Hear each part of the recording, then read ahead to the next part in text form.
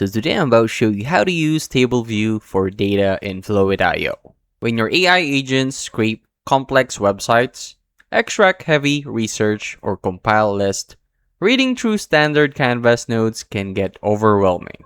Converting your data into a structured layout makes it incredibly easy to scan and manipulate. To switch your layout, look directly at the content block generated on your canvas.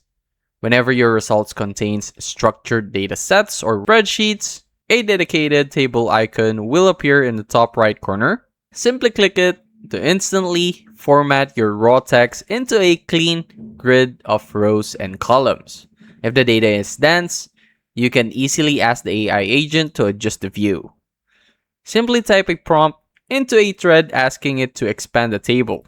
The table will update real time, letting you organize your data perfectly without ever leaving your workspace. And that's it. That's how to use table view for data in Flowith.io. Don't forget to like, subscribe for more quick tutorials like this, and comment down below what other topics you want me to break down next. I'll see you in the next one.